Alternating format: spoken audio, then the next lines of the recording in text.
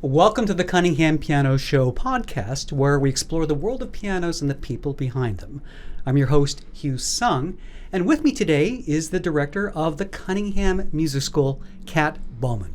Kat, welcome to the show. Thanks for having me today. Absolutely. It's going to be great. We're going to be talking a little bit more about the Cunningham Music School, which is growing in popularity.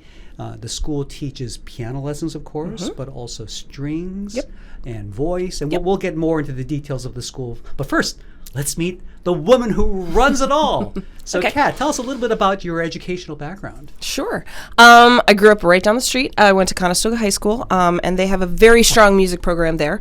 I started playing when I was about 5 years old, and if anyone is watching who is an old school mainliner, I used to study with Alberta Meadowcroft. She used to be the head of the musical coterie of Wayne, I believe was the name of the little group.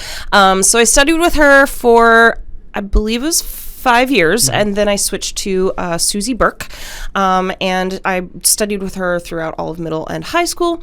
After Conestoga, I went to the University of Maryland for my undergraduate in piano performance, and then I got out of Maryland and actually worked in the field and taught and did a lot of music things for a little while, and then decided to do my master's, and I went to Temple, and I did an opera coaching degree, which is actually a piano degree, but it's got the word opera in it, so it's very confusing to everyone. But does that require you to sing as well, or? Depending on whose professor's class you were in. No, I'm kidding. It's not a performance singing degree, but what you are trained is to help opera singers with things like diction, things like pronunciation, rhythms, notes, pitches, anything that is not the actual vocal technique is your coaching's sort of domain. Well, I think one of the interesting things that most people don't realize, and correct me if I'm wrong, but vocalists, because their instrument is inside them, they can't actually hear. No. Well, they can hear to some extent, right, but it's not exactly what they hear inside their own ears, and so that's why having a piano opera coach like you is so vital for the feedback, so that they can get. Well, it's just like when we go back to watch this video and I'm listening to myself, I'm going to go, whoa, is that what I sound like? As anyone knows from listening to their own recordings.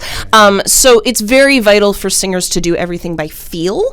And it's all about placement and putting the physicality in the right place so they get the right sound. But as you pointed out, it's not always accurate to their ear.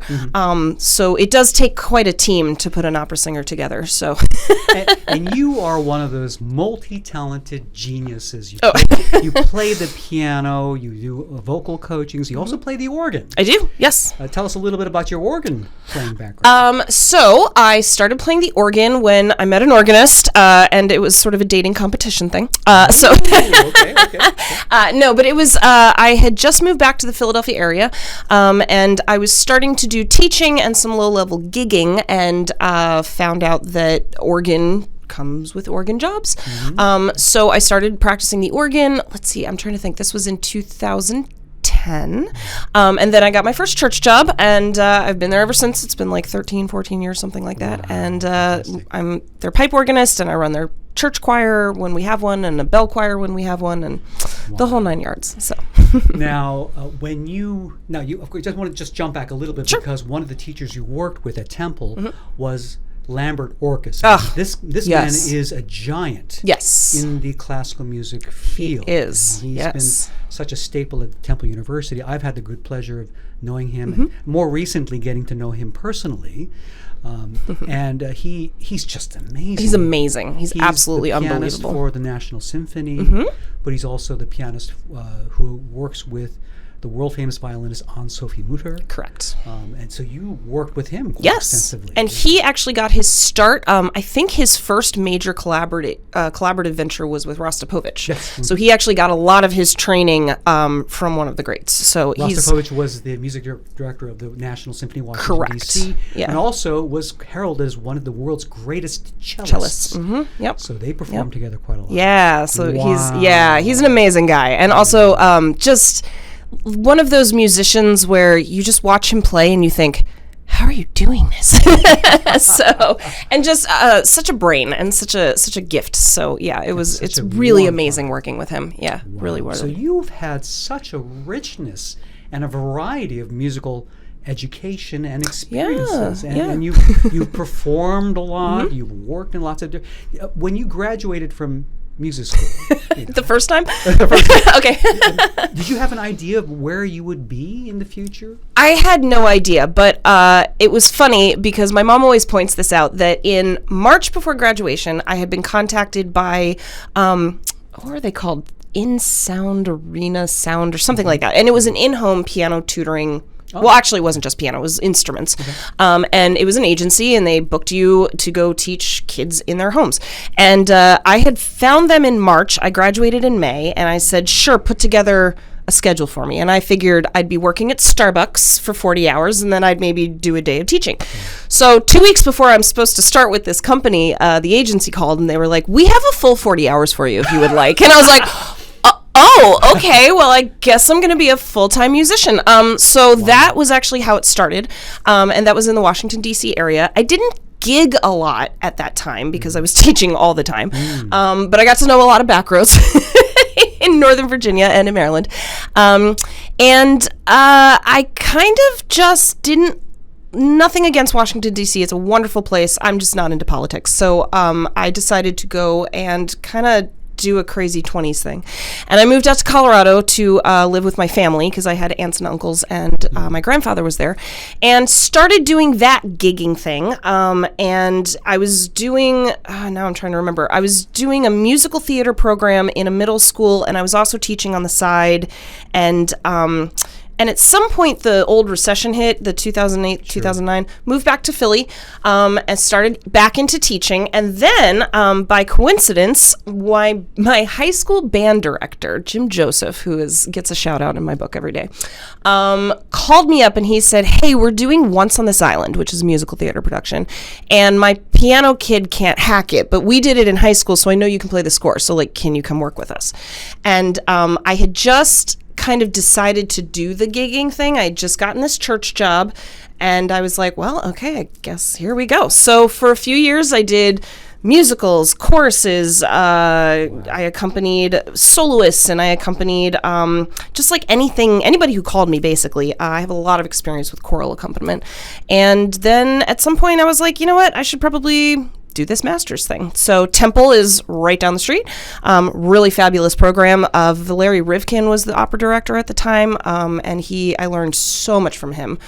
Just an amazing musician, and actually used to run Santa Barbara, and I think he was in second, I don't want to misspeak, but he was involved with James Levine at the Met at some point. So just wealth of experience. So I did that, and then I got done with that, and I just have continued to gig and all that stuff until Cunningham was like, you want to direct the school? And I said, okay. So let's now dive into Sure. the Cunningham Music School. Yeah. It started in 2017-ish? I believe that is correct. Yeah, Yes. Under the guidance of Elizabeth, and Who she was our actually first the director. daughter Yes, exactly. of one of the co-owners, Rich Family Galassini. operation around here. Yeah. It was her wonderful entrepreneurial idea. Believe it or not, we didn't have a school before. No, we did not. Yeah. And so she said, why don't we have our own school? She did. She started it up, and then she went on to do other things. So how did you get tagged to do this? I think you were one of the first teachers that she I was, because I was Elizabeth's accompanist when she was doing her undergraduate degree. She was a vocalist. She was a vocal major and doing, I think she had a music ed degree with a vocal I see. concentration, I believe. Okay. And so her last year was when I came and did my master's at Temple. So I was actually her studio accompanist. Oh, okay. So yeah, So you guys so worked that's very how we close. got to know. Yes. So she was originally one of my babies, and then she became my boss. So which was kind of funny.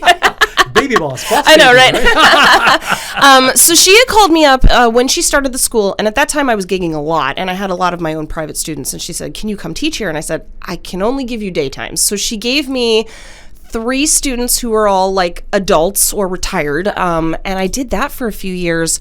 And then when the pandemic hit, we were so lucky, and Elizabeth did a great job getting us through the pandemic. We had so many remote students.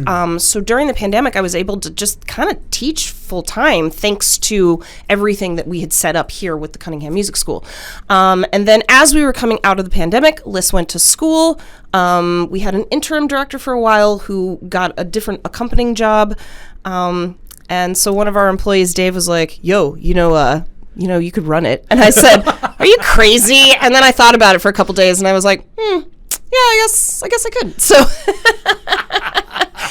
so I have been running things ever since.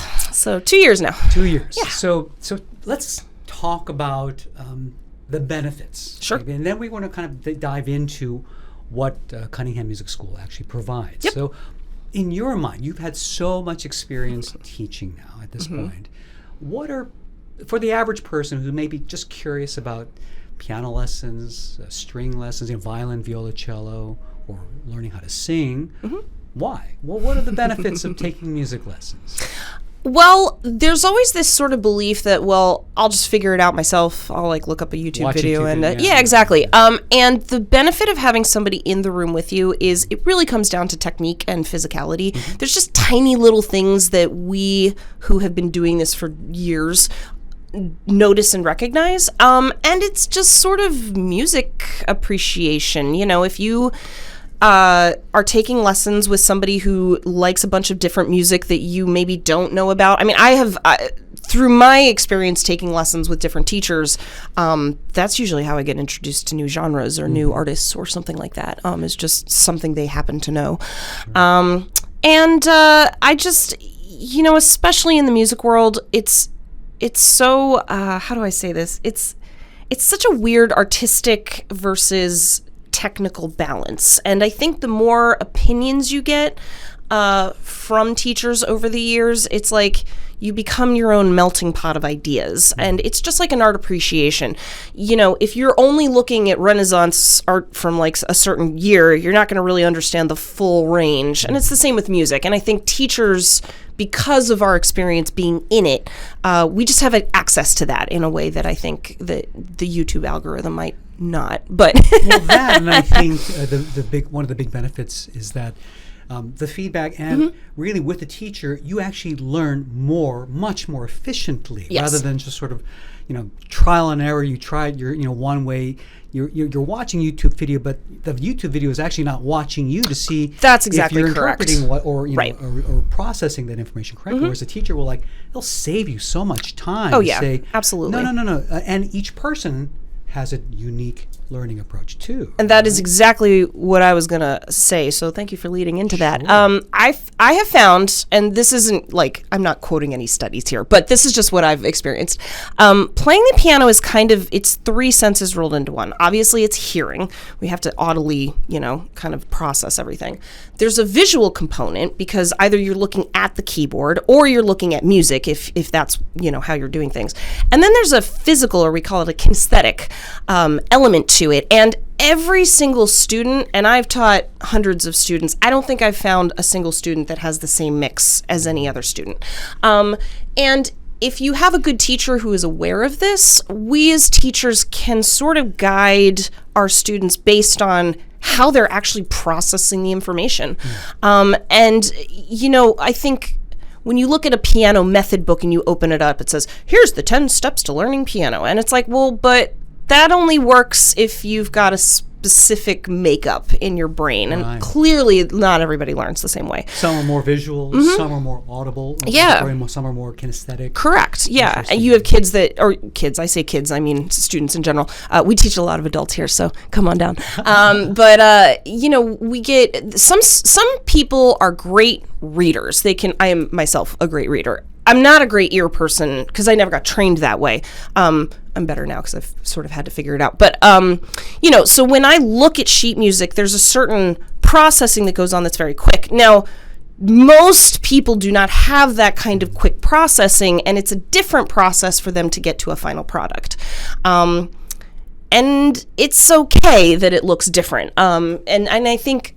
So teachers are helpful with that, and we're also very helpful for structuring practice because, to be honest, the best success to any instrument comes from being effective and actually getting something done while you're practice rather than spinning your wheels and just sort of trying to, not actually accomplish anything while you're practicing, which is really hard to do if you don't have experience. And I think just to step into that a little bit, in today's world, we live in such a fractured soundbite, not even soundbite, Fast the world. meme world, Yeah. the quick TikTok video. Our attention is fractured in so many ways. I mean, one of the tremendous benefits that I see, and I've really appreciate from my years of training too, has been learning to sit down and concentrate and focus and get to that kind of mental focused state. It's like the zone. It is a zone. Yeah, it's a zone. And also not only zone,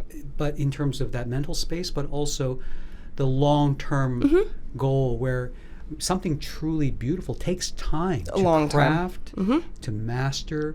But when you have it, it's that treasure that you will never lose. Correct. But it takes that investment of time in yourself.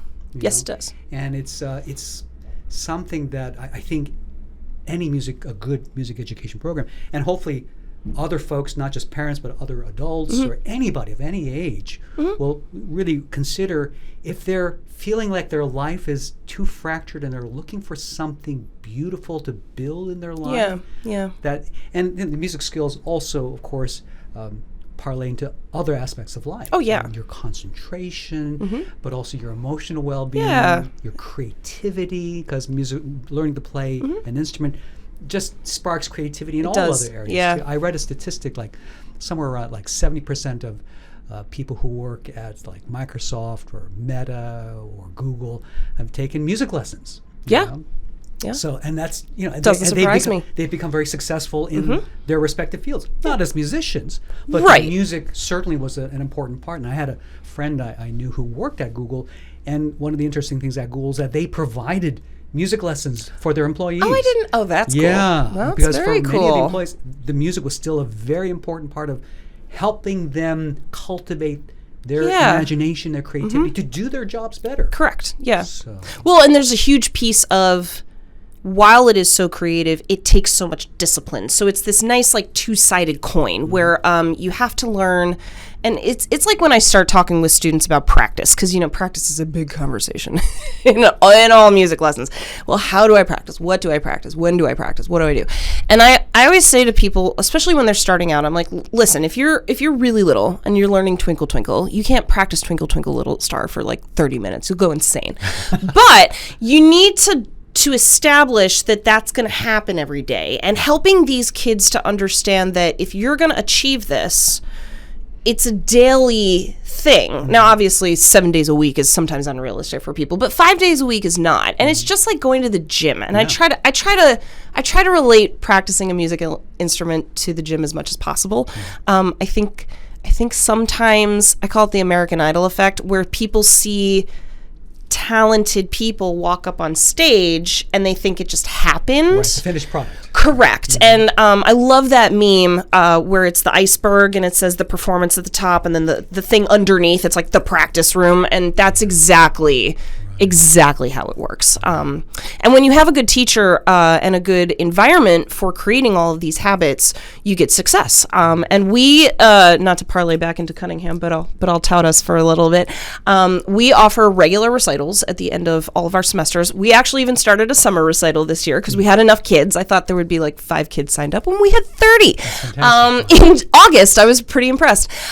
So that's been built into our curriculum as not an expectation, because obviously if a kid is not up to, or is too new, or isn't available, we're not going to require the performance, but it gives the kids something that, and the adults too, to work for. It's like doing a sport and never getting to go out and do a scrimmage. You know what I mean? Like, you're going to get sick of like shooting the basketball hoop enough unless somebody's going to like rave and clap for you at the same time. So we give the kids that experience too, and I think it's important. Incredible social building experience to have an opportunity to share their accomplishment, but also to build confidence. I know for many ordinary folks, standing in front of other people just to say something is the most terrifying thing. I was speaking with somebody recently, and they were talking about the stress of giving presentations. And I was like, well, for musicians, that's no big deal. I know, it's no big deal. We've been on stage since forever. For folks in other fields that have never had the opportunity to be in public, to perform,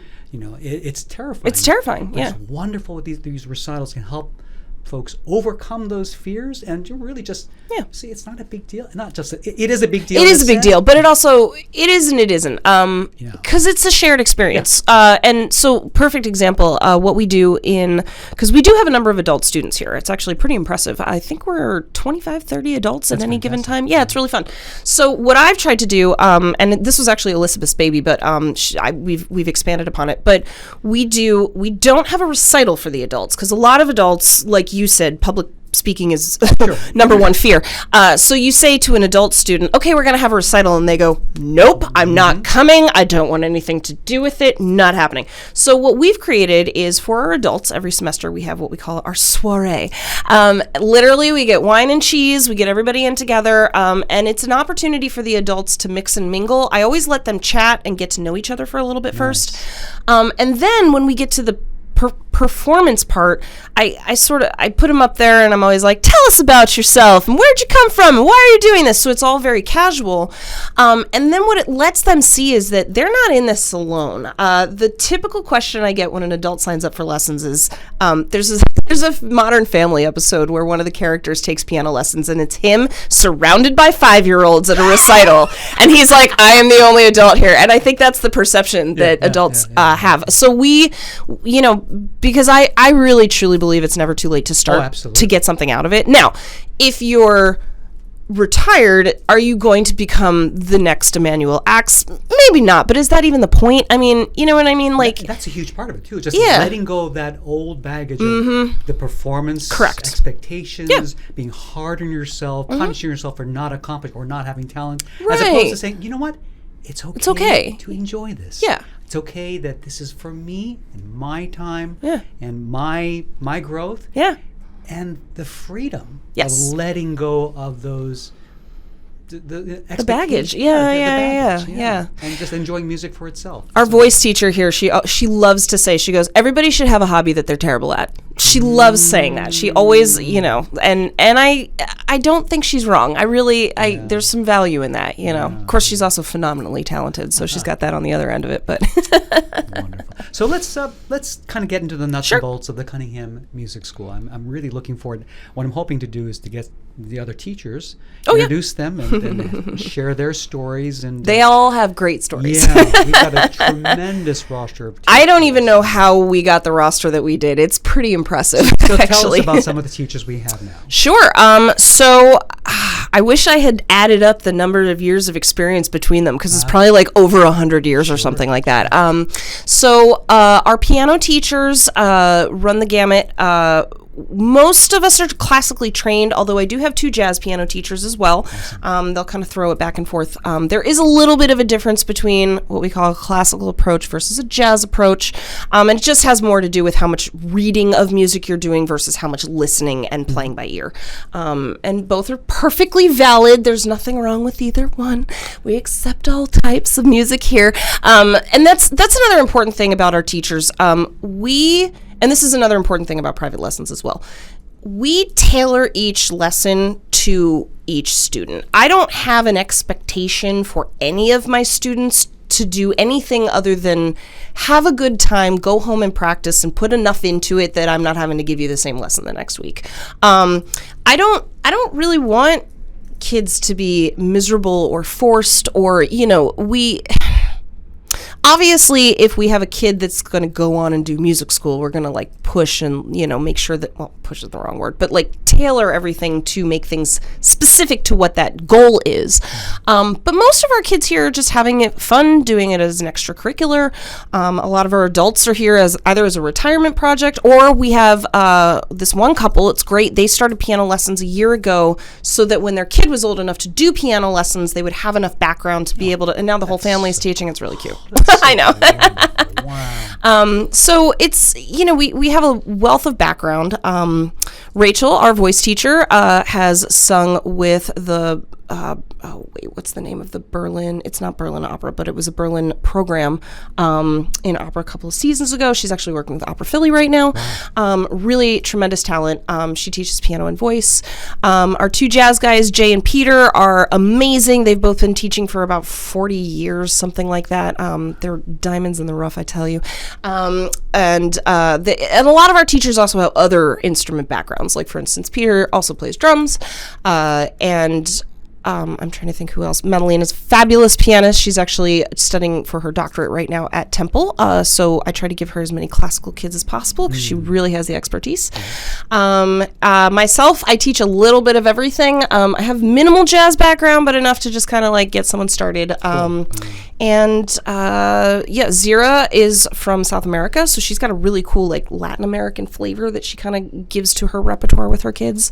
Our youngest kid right now is 4, and our oldest is, they won't tell me, but I know they're in their 80s. So that's the range, and it's really a fabulous group of people that we have here. We're really lucky. We also have strings. So Charles Di Pasquale. Just to specify which string is yes. So when we say strings, that is cello, violin, and viola. He is a cellist, but he ran basically the Westchester School District's orchestra program for like 25 years. Oh, wow. Oh, yeah. So he plays everything. And his family's sort of a string royalty family. The Di Pasquales. The Di Pasquales, yes. They know everybody, and everybody knows them. Well, so many of the family members have been members of the Philadelphia Orchestra, brothers. Yep. And Reading sisters, Symphony. Charles is playing with the Reading Symphony right now. Fabulous cellist. So we have the 3 strings that we offer, and voice lessons. Rachel also does a little bit of piano and voice, which is kind of fun when you can kind of put the 2 together. And then just piano, since we are a piano company. That's fantastic. So, and we'll be sure to have links. Of course, there's links on our website. To the Cunningham Music School. You get all the information and backgrounds, and hopefully as you follow along with this podcast, we'll have more episodes where you can meet and get some more background on some of these teachers. So is there a phone number that folks can call if they just are curious, want to ask questions about the school? Sure. 215-991-0847. That is 215-991-0847. Although I will be honest, sometimes people call and we don't pick up because we're all teaching. So if you get our voicemail, please do leave us a voicemail. I always do check that. And you can also get in touch via email, lessons@cunninghampiano.com. And I check that regularly. So and our website also has all of the program some information. sign-up forms, and you can just really pick out which instruments, which times, and just to help us get back in touch with you more. Absolutely. That way. So and how are the lessons taught in terms of time increments, and what kind of a commitment would somebody need for their child or for themselves? What does the lesson structure look like? So we have usually our beginners start out with a 30-minute spot. We offer 30-minute, 45-minute, and hour spots, and it just kind of depends on, for the little one's attention span has a lot to do with it. Experience. Usually, for most of us who've taken lessons for a long time, you start out at like a 30-minute, and then eventually your piano teacher bumps you up to 45, and then when you get serious, you get stuck with an hour. So those are once a week sessions. These are once a week, and we keep it pretty structured. We have the same times every week. If all of our teachers are actual active performers, so if we are in a situation where your teacher is not coming in a particular week, it's usually because of a concert. So we'll either offer makeup days but we keep it so that you are essentially getting a lesson a week. And we have it sort of structured the same way that a school calendar works. So we have right now we are in the spring semester, which runs from January to the end of May. And then we have a summer session, which is June, July, and August. And then we have our fall semester, which runs from September to December. And when you sign up for lessons, the commitment is a full semester. What happens a lot with piano lessons is I always say it's like a learning plateau instead of a learning curve. You'll have these sort of spurts where you'll really be moving, and then all of a sudden things get hard and it kind of levels off for a while and it feels like you're not moving. You are, as a student, you're just it's a lot to process, and sometimes it's like, I always say your brain understands it before your fingers do. It's kind of like that with exercise, Yeah, exactly. With weight training, Exactly. You'll be like making these amazing gains in the beginning. Suddenly, Exactly. you're just doing the same thing Correct. for a while. And then all of a sudden it'll spike again, and then you'll suddenly make a gain, and then it'll plateau off again. So the commitment that we ask for is for at least the semester. A good rule of thumb for parents to know is that you're really not gonna know if your kid's succeeding at this or not for about a year. And it's because of that plateau. And also every kid has a different shape of their plateau. Some kids and we also hit, especially the really smart ones. I feel bad for the really smart kids sometimes because they pick it up really, really fast in the beginning, and then after about 6 months suddenly it's like becoming more technical, so it doesn't lock into place quite as quick, so they can't do a song every week. And they take this to mean that they're not doing as well, but it's really just the learning process. So I usually say if you give it a fair shake for a year, you'll kind of know. At that point, usually students have either just had it or they're just cruising along, you know. And again, it depends on the kid. And I should also point out, the first, if you really truly love music and you feel like as a person you have music inside of you and you start piano lessons and piano's just not working, it might be the actual instrument, not the music. Sometimes people, and especially if you know professional musicians, we all do kind of play around with different instruments. Sometimes you haven't just found the right instrument for you, but that doesn't necessarily mean that you're failing at music lessons. And another important point that I always, for the beginners who are kind of like, why is this so hard? When you first learn an instrument, and this is another reason everybody says do piano first, you're actually learning two things. You're learning how to play an instrument, but you're also learning how to read music, which is an entirely encoded language that is like separate from anything else that we've ever done. It's an up-down language instead of a right to left, or left to right. So you're actually learning two things when you learn a new instrument. The reason that everybody says start with piano is because you're learning all of the music reading, and then it's easier to go to their instruments because you're usually having to read less notes. But yeah, so if you find that one instrument is specifically troubling, try a couple out before you really give it all up. Or try singing. Most people think that they can't sing, and they really can. Secret about everyone. So yeah.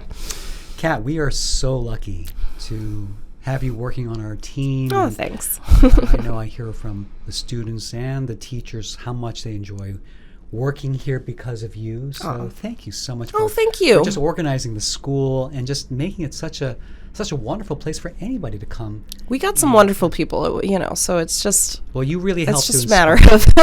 Thank you. Yeah, thank you so much. Thank you. And we'll have you back on the show. Okay. I've got a couple other topics I want to run by you, and specific kind of music education topics that might be fun to touch on from time to time. Absolutely. So we'll have you back on the show at some point.